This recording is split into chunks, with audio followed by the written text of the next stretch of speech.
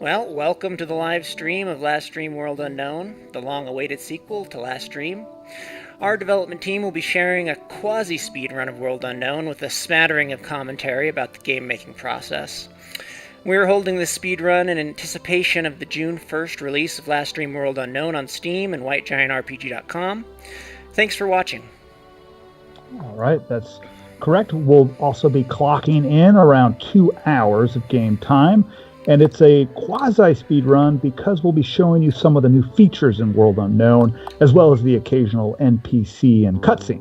Our chief designer, Dr. Andrew Walker, will be handling the controller, while the rest of us will be providing some colorful commentary, hopefully. I am the chief writer and business manager, and we also have Mark Cope with us. He's our stellar chief game tester, as well as Dr. Chris Moore, the Dark Lord of Game Mechanics, and Dr. Seth Hitu, chief of everything awesome.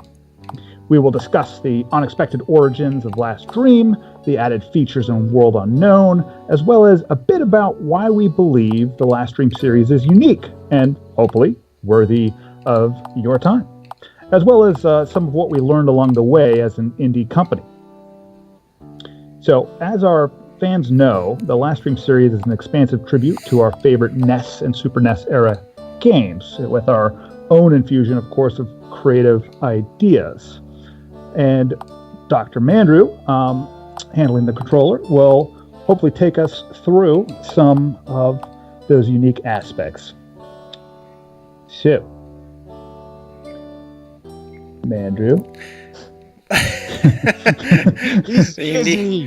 I thought this was Seth's part. Well, no. We can go to my part. That's fine. So this is problematic, right? Like we're watching live, but there's a huge delay. Right. I don't see any gameplay right now. You might need to refresh the page. All right. Yeah, for me, he's selecting a party. Yes, same here. We're all in the same amount of lag, I think. Right. Yeah. Okay. So, Mandrew, I presume we can cut all this out. Sure, we And can edit overlay it. new audio. Yeah. All right. So, I guess we'll just jump back in. Mandrew, you'll talk about what you're doing. Well, I'm selecting the game party right now. I was thinking a Grey Mage, Hunter, Thief, Engineer party, because then we'd be able to experience, all of the chests in the game with the Thief. We'd be able to hit the MOA with the Hunter, access all the hidden areas with the Engineer, and then we need a Jack of all trades to fill in that last slot, so going with the Grey Mage. Sounds good. So, it seems to me that everyone who plays through this game builds their own kind of unique parties. Like, I definitely think differently when I build a party. Is that kind of what everyone else here is thinking? Like, oh, I would probably add a white mage, or I would probably do this. Yeah, that's a good question. I always find the mental block of thinking that I actually need to choose 4 unique characters. I want to do that, but it's kind of a mental block, and I think everybody does it. You could choose 2 of the same character, and I almost never do that, but I wonder about doing that. I wonder if we should, or has anyone done that? Not in World Unknown. Right. Yeah. I mean, I guess if people did that, that would indicate a balancing issue between the character design. I think that would tell us as designers that we needed to make that character less potent, such that people wanted to choose any of the 8 characters. Mm-hmm. I could see specking a Grey Mage as a fighter, as well as another Grey Mage as a spellcaster, though. That's a good point. Yeah, he's certainly a flexible character. I mean, on some of the playthroughs we've done, when balancing it, Josh and I, even Andrew, will have completely different party builds for the exact same parties as we're going through. So even if you're not selecting different characters, you still experience a different game, or can. Yeah, that's a great point as well. So that brings up a question for me. Andrew, are you planning on adjusting the stats of these characters? I was planning on going in and just showing the possibilities there, but probably not doing an entirely new build, since that can be as Chris has shown during our speed runs, it's a time-consuming process. But so powerful. It's very powerful. Sure, if you want to get the most out of your characters, you definitely have to rebuild them. And fortunately for speedrunners, the in-game timer starts after that. Yep. Good point. Nice. That is nice. I appreciate that. All right, get ready for the tutorial. All right.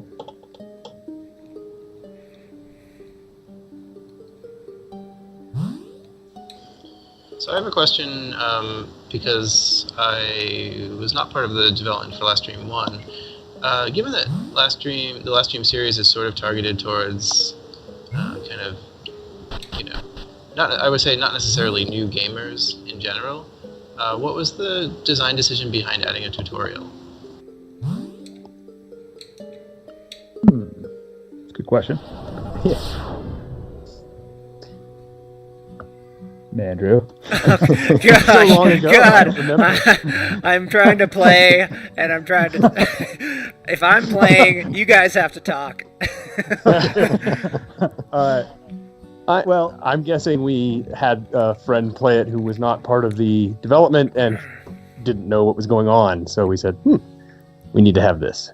Yeah, I mean, it's a good question. We built the game out of an origin of creating the game for ourselves, right? It was not going to be a commercial game. We were just playing it for our own purposes for fun. So we made it with the assumption of this broad base of RPG knowledge. So then I think when we started thinking about a broader market, making it so that it wasn't frustrating to other people, that they could enjoy the same kind of high level of customization and detail that we were enjoying, that we needed to offer some kind of in-depth guidance. We had the 700 plus page strategy guide for Livestream. I think that offered quite a bit, but I think a tutorial is just a basic element of a lot of games that people are going to be familiar and comfortable with it. And so for people that want to experience an indie game that was just developed as kind of a passion project, a tutorial hopefully would bring them from not a lot of familiarity with an RPG to being able to jump in and start playing. Andrew, you should describe what you're doing here with the on adjusting the AP. Absolutely. I'm just taking a few points out of HP generally and putting it into other characters. But I don't have too much method to my madness. I'm trying to increase their pre a little bit. Yeah, we can all tell that, but As you're going through these, would you mind just quickly describing what some of the attributes are for, especially preemption, because I get those questions a lot. Okay, if Andrew... Yeah, Chris. Andrew, why don't you do it, and one of us can answer. So pre is going to determine when you go relative to the enemies and your other allies, or other characters in the party. Mm-hmm. So it's just a straight comparison. And if two are tied, if multiple ones are tied, then it's random between those. So, it looks like he's gotten, at least for me, out of the AP menu. Yeah. Mm-hmm. But pre is a good one because that one's a little less. There's different ways we could have done it. Right. Yeah. I guess I should talk. How about crit, which I think people might find as that's a new one, right? I mean, not the stat, but now we allow for super criticals and higher, up to 5 levels of crit. So if you are 0 to 100, you can do double damage if it crits, and let's say you have crit of 70, then that's a 70% chance that you will do double damage. If you have 120 crit, that's a 20% chance that you do 2.5 times damage, and a 100% chance that you do double damage. Mm-hmm. And so then we have the levels as you go up from there. Right. So a big portion of the depth of this game is the fact that we've got Chris, a PhD, literally, in a highly technical field that balanced and evaluated all of these formulas for the 10 attributes and made it so that the game is finely tunable in a way that's not exploitable, right? You wouldn't want to have a formula for one of the attributes that someone could just blast all of their AP into and then make them a smashing machine. So all the formulas kind of have a taper to them that prevents that. Sort of, yeah. I mean, in general, but I would also hasten to add that everything that I did was then subsequently done better with Andrew, or by Andrew. So let's be clear. All right. Andrew does have a talent for finding dominant strategies. Yeah. Well, I think a lot of that credit goes back to Billy McDoneil at our colleague at graduate school. Yes, a game tester. And he had a particular talent for finding strategies that I would then annihilate and change the strategies so that they would not work anymore. That's a particular one of the reasons for the high pre-enemies is his game testing, where he showed the extreme power of a high pre-party that had only 30 HP per character in Livestream 1, but if he's going first in every battle, he was able to take it almost through the entire game. Mm-hmm. Right. And he loaded up on spears or something as well, and whips to have high pre on his weapons. That's right. At one point, the spear and the whip were actually fast attack. Right. But we had to get rid of that. Yeah, I actually noticed that playing through some initial speedruns of Livestream 1, that there were some enemies you were absolutely never going to out-pre. Mm-hmm. And it made perfect sense when I thought about it, even though I wasn't familiar with the history, because, otherwise you could just get a bunch of engineers with bombs and you could really blast through maybe 3/4 of the game. Right.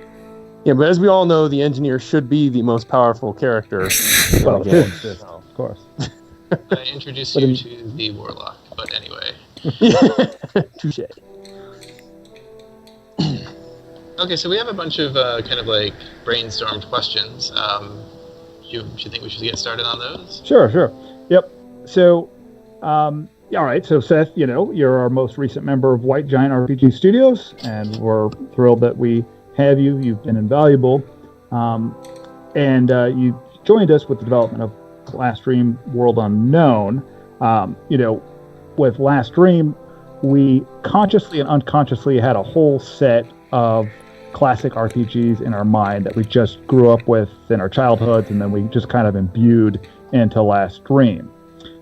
But as you played Livestream, what do you think are some of the connections with classic RPGs that you can find in Livestream?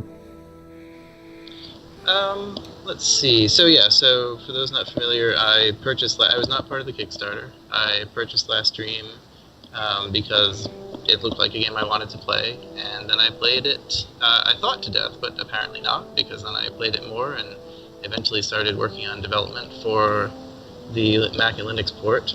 I definitely recognize aspects of classic games in it, though. I would say there was this era sometime in the 90s of kind of party-driven, class-driven games. Things like Dragon Warrior 3, Final Fantasy V, games that just kind of like pushed party selection as a major mechanic, and I really saw that in Livestream 1. And I also saw kind of like this ability, and in the old games this was sometimes the only option, but this ability to have very challenging progression. So think of games like Seventh Saga, games that are just very, very hard to get through, and if you spec your party wrong, you're just out of luck. Livestream, I think, was better in that it gave you the option to slide the difficulty down the first time you were there. But yeah, once I slid the difficulty back up to Legendary, what I noticed, which actually surprised me the first time, was that the game actually got a lot more fun. Because I knew the stats at that point, I knew the strategies, but none of the easy strategies worked at that point. I had to really think about it, or grind like crazy, which I didn't really want to do. Mm-hmm. I think those two are really kind of the aspects of classic games that shone through the most to me. All right. What about you guys? Yeah, how about you, Mark? You're kind of the master of classic RPGs. True. I really focus more on the story. Let's bring it back to Final Fantasy VI, for example. One of my probably my favorite game of all time, which has one of the best RPG stories. And I do see a lot of similarities in Livestream 1 and way more similarities in the sequel here that we're playing now. Other than that, clearly the art style. Very similar to, not Final Fantasy VI, but, some earlier Final Fantasies like number 4 and 3 to some extent. But story and graphics are the biggest similarities that I am really drawn to for, Final Fantasy / Last Dream. How about you, Chris? I'll keep it fairly simple. I would echo a lot of Seth's comments. To me, the character, being able to pick my party and meld it to my, spec it with the AP distribution for the stats that I want, for the strategy I want, that's the key for me. And so that echoes back to, Final Fantasy 1 and other games where you can, pick your party. And then, obviously AP distributions, that's not, Final Fantasy, but other games of the time. So. All right. Very good. So, so certainly there's this huge, broad swath of experience we have with classic RPGs, but now, 30 years have gone by, we've seen modern games and their elements, and we're also using those concepts and some of the technology into World Unknown as well, right? So how about, starting to get with you, Seth, what are the connections that you see with modern games that we've kind of borrowed from that make Last Dream and World Unknown a game that really could not have existed back in the 80s because the ideas and the technology just wasn't there? Well, I think you kind of hit the nail on the head with the end of that sentence. The ideas and the technology are what's changed. We've had, not us, but the industry has had 30 years of thinking about what worked and didn't work. And I think a great example is, in Final Fantasy 1, you get the ship, right? And the world's your oyster. It's just this amazing feeling, which is mirrored in Last Dream 1. But then you realize that Final Fantasy 1 has a bunch of glitches that make it hard to actually do what you want to do sometimes, like run away from battle. And even then there's an issue of now what do I, sure I can explore the world, but I don't have the tools to, not necessarily. And just that ability to balance these games and to look at stats tables and know, okay, well this plagued this game, right? You play through Last Dream as a regular player and you don't hit a lot of these rough edges, right? Because they've all been smoothed down through years and years of either playing games of experience or developing games with experience.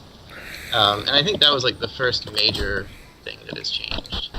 The second thing is probably the community aspect. I growing up anyway, played games and mostly in isolation.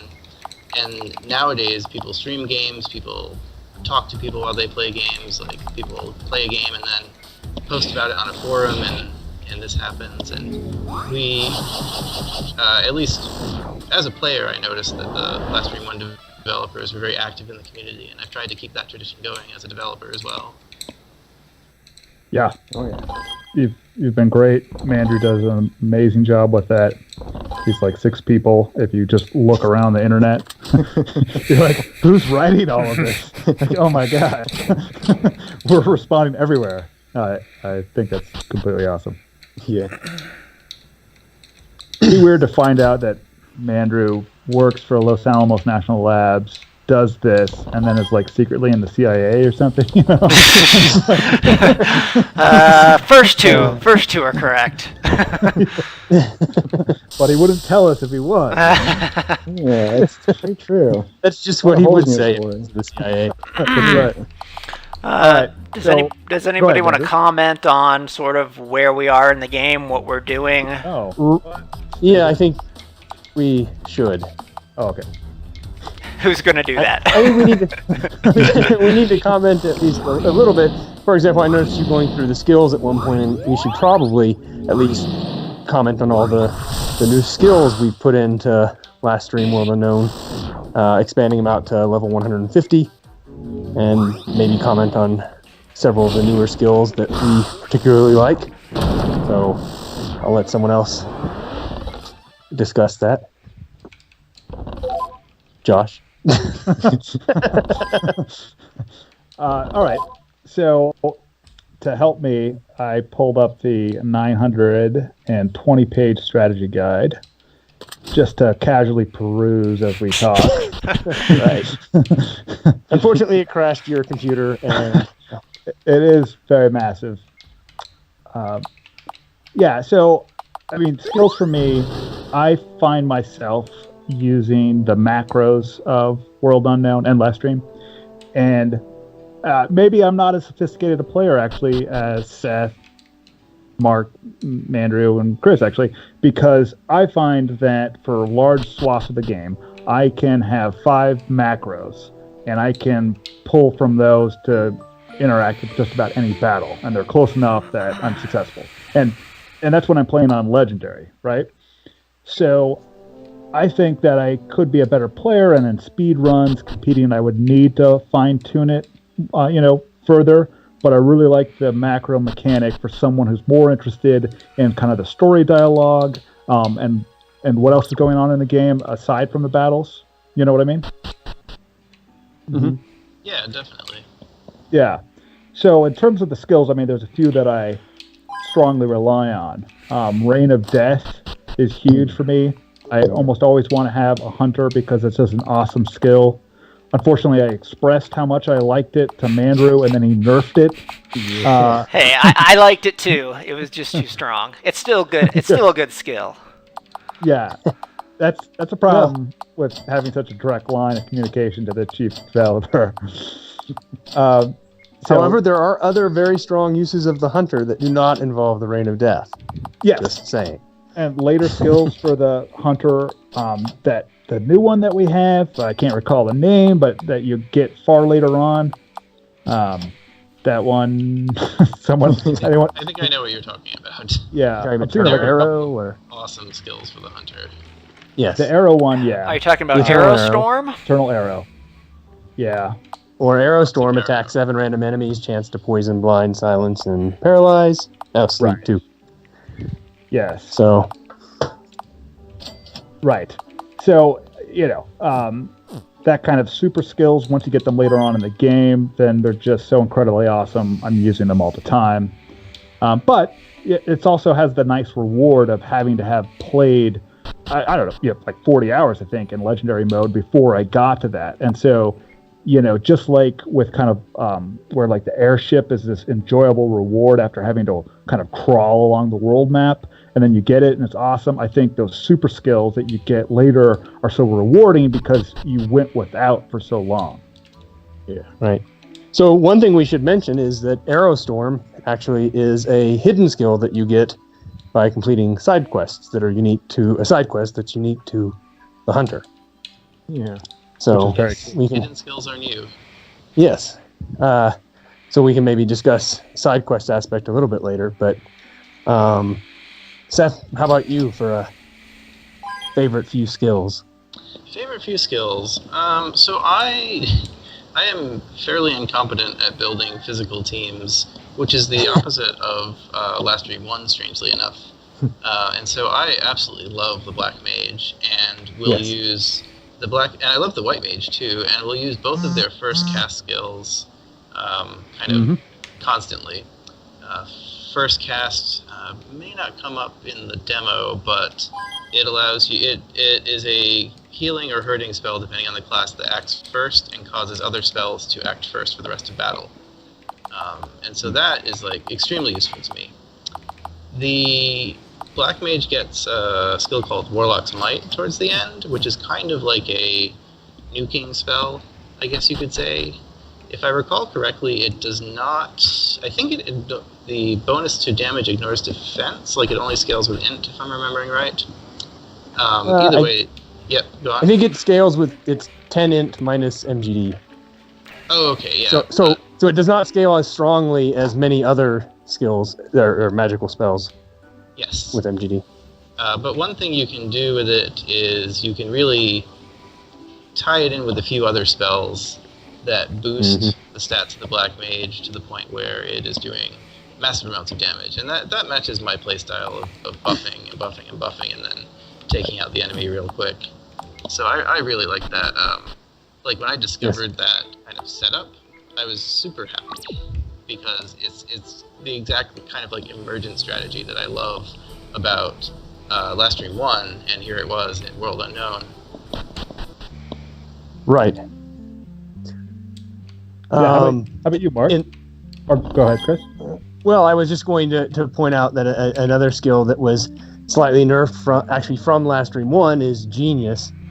It was a little too powerful, as it was originally with the plus 20% int bonus, precisely for essentially Seth's reasons that you could buff during a boss battle, say, and the Black Mage is just doing tons of damage with Warlock's Might and Annihilation and all these other skills. So I like Annihilation too. yes. So Mark. Yes, my favorite skill is having the monk, because the monk is the character, and all of his skills are completely amazing and unmatched by anybody else. In fact, you could easily beat the entire game on Legendary with nothing but one monk. I'd like to see that. Yes, soon you will. Andrew, we may have failed. Mark can just easily go through. I mean, I easily went through the first game with 4 white mages, but you don't see me bragging. I was just watching that today. Pretty easy compared to one monk. Yeah. Oh yeah, it's true. You might not actually have enough damage to kill the super bosses though. Like physically, there are not enough explosives in your inventory. I ran the math, it's not great. Yeah, 99 is kind of a low capacity. All right. So I've been scrolling through the strategy guide the entire time we've been talking, looking for the skills, and I've gotten through like 300 pages and have not found them. Like page 60 or 70. I mean, God, this thing's massive. There is a table of contents. Yes, that's a good point. There's this thing. Yeah. Maybe we should also include an index just in case you scrolled all the way to the end and then saw that. There's also a search feature. That's right. You I guys. think. That's right. So I particularly love Frost Sword, a new skill for the Grey Mage. Yeah, Right. And it inflicts it does a lot of damage, ice elemental damage, but it also has a chance to inflict Frozen, which is a new status effect that we'll probably get into new status effects in a little bit, but it's quite powerful and I enjoy it a lot. Another one really quick is someone should speak on the engineer. Maybe Andrew could, except he's playing. But I particularly like Thorn Armor for the Black Mage, mainly just because it's a cool skill, not necessarily because I end up using it that often. It's used in boss battles, say, but you cast it on an ally and it reflects the physical damage to the attacker for 3 rounds. And it's another hidden skill that you get on these side quests. So the specific side quest for the Black Mage will give you that skill. And if you're casting it on a knight that has drawn aggro... Yes, exactly. That's what I love to... Either a knight or a Grey Mage that has human shield or the upgrades to that meat shield, taunt, those sorts of skills. Then they just keep getting hit and they reflect that damage back. They've also got buffs to their armor in general from some of those skills and their HP. So, yeah, it's a great strategy. All right, so after following your simple advice on using the headings and our search features, I found the skills for the hunter that I was referring to earlier. All right, so the hidden ones are Toxic Arrow and Arrow Storm. But if you just decide to dedicate your entire cash pile to SP orbs, or as one of the commenters here referenced, his love of fishing and building up that way, you can get the 150 level skill for the hunter, which is the enemy within, which has a complex formula built into it. 5 times your attack plus this kind of balancing of 10 times your attack plus 10 times your int minus your defense minus your magic defense. So that can be enormous as an output. So that is my go-to. Do we want to show battles against any of the hunter or mercenaries guild targets?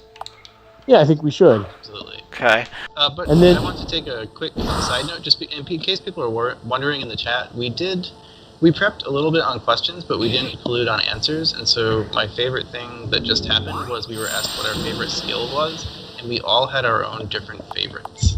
Oh yeah. Good point. Yeah, we should comment on And what I should really quickly answer for Andrew. No, in terms of an engineer skill, he absolutely loves fast item and transmutation. Speak out if I'm wrong, Andrew. But so one obviously allows you to use your items first. So basically fast casting items for your party or bombs. And the other allows a single target item to actually be used for the whole party. So your single target fish that heals one person now heals the whole party. So that's incredibly powerful. But All right. Well, I have a question. Wow, Andrew's breezing through these tough mercenary boss battles. I have a question. Given that I joined kind of pretty much after, Livestream 1 was out the door. Livestream World Unknown was, I was told, 95% done, but turned out to be a little more work to do than that. I think when I joined, That at we this weren't planning on having me work on features, and that changed. What did you all learn from the development and release of Livestream 1 that you tried to apply in, let's call it the 80% of World Unknown that was developed by the time I had joined? Yeah, that's a great question. I've got a few answers to that if no one else wants to jump in. knock yourself out. Okay. Well, I feel like we invested a lot of time in World Unknown into creating divergent storylines. And the big one was, the town that gets wiped out by the volcano if you don't have an engineer to defuse the bomb, right? That happens relatively early in the game, and because we allowed that to happen and we wipe out an entire village, we have one whole set of NPC dialogue for the surrounding towns to talk about how, just horrible that was as this trauma that happened to everyone. And there's this diaspora across the world of people who survived and tents that are around in the area, and just this bleak scene. And then on the other hand, if you don't do that, everyone has something completely different to say. So we have so many NPCs because we wanted the game to really feel immersive to players. And I think you do that through a lot of characters and a lot of kind of scenery setting. So I think one thing we learned about that is we want World Unknown to be really versatile and have people be able to go many different paths. But what we should avoid is kind of these major forks where the game becomes completely different depending on what choice you take, to avoid creating two games essentially in one. It's better to invest in the central storyline, still make it flexible, but put our energy into that. And I think that's a big thing that we learned. Absolutely. And kind of to add to that, that's another big reason we added all the class-specific side quests to everybody. So it's not necessarily diverging from the, main game in the sense of making a whole, different game from then on, but it is enhancing each individual class if you choose to do their specific class side quests. Yeah, that's a good point. There are class-specific side quests in this game. Whereas in Livestream 1, you can pretty much access every area with any party. That's not true in this case. There is a small amount of content for each character. To motivate you to not play 4 of the same type. No. Yes. Mark, given your initial answer, I was also wondering if you learned anything about the art development that you applied to the expansion. Absolutely. Variety is key. Absolutely key. One kind of little bit of negative feedback we got from Livestream 1 was, people saw a lot of the same images, which I wasn't very good at the art back then, so I couldn't really create new images to set our game apart from everybody else. So people just kept seeing the same things over and over again. That's the same plate on that table. That's the same pot on that counter over there. 100 times over. So, I spent a lot of time creating new variances of all these different tile sets that we had, and getting a lot of new item icons as well for the weaponries and the status effects and ailments and all of that. And I think that is a huge improvement of the sequel over the Livestream 1, was just the massive variety in art assets that we've added to it. Yeah, definitely. I feel a lot more customization. I think my first time playing through the full game, pretending to be a casual player. I should take a side point and say, when we say expansion, World Unknown, and sequel, we're kind of mixing terms. We're always talking about World Unknown. We're not talking about Livestream 2 unless we say Livestream 2. Right. Yep. Yeah, That is a confusing point we brought upon ourselves because of our Kickstarter. Yes. And so, for people that don't know, we did a Kickstarter that set us up in this kind of interesting way where we really had no expectation of drawing any kind of fan base or real interest. We set out to make $1,500 and we basically didn't expect to reach that. So when we got $12,000, we found ourselves saying, okay, well, you guys are so, freaking awesome. We will make an expansion and then we'll make a whole nother sequel. And then, when we started to get into that development, we found that an expansion really wasn't us. We build entire games that are in depth that, have all of our best ideas put into them. So, so we got into this weird thing where we made World Unknown kind of this game like 1.5. It is bigger than Livestream in terms of all the side quests once you compile it all together in the massive dungeons. But we also added the feature where you could continue your game from Livestream, and we made the story intertwine as well. And so I'd say we tied our hands, but in kind of an interesting way that made us make World Unknown even better than what we would have maybe conceived had we started fresh. But it does come with the interesting kind of history of the Kickstarter. How are you doing there, Andrew? Yeah, I think we all need to comment on the fact that he's about to die here. No. Yes. No, he's not. This is What- where He's he gonna shines. clutch out a victory somehow. Every time. What's the difficulty you're playing on, Manders? Hard. Hard. All right. Oh, God. Any This minute is- now. Horrible to watch. I mean, it's entertaining. Yes. It's always entertaining to watch Andrew because he's generally so dominant whenever we we play as playtesting. Andy, That's terrible. did you Oh, turn the game off over your? screen. Yeah, I love the game over screen. Me Yeah. too. That's awesome. I really like it, too. I'm wondering if Mandrew turned off his Oh. speaker because he's pissed off, or because... I think I accidentally muted it. Okay. So I wanna There was a thank lot Andrew of for showing off the cursing. game over- So thank you, Andrew, for showing off the game over screen. Yes, it's beautiful. That was a plan. We intentionally did that. Well, so I think right now we should I just describe wanted- some of the story. Yeah, I just wanted to show that the Mercenaries Guild targets are difficult. Hey, somebody in the chat wants to know if you bring a non-class change party into World Unknown, are they stuck in their weaker class? Right, and that's something we've been discussed this just discussing, now. and I think we finally decided that we'll probably auto-upgrade everybody so that you don't get in the situation where you're stuck at, so let's say you're at level 100. You wouldn't be able to unlock any skills past, I think, level 20 or 24. Yeah, something like that. Yeah, something like that.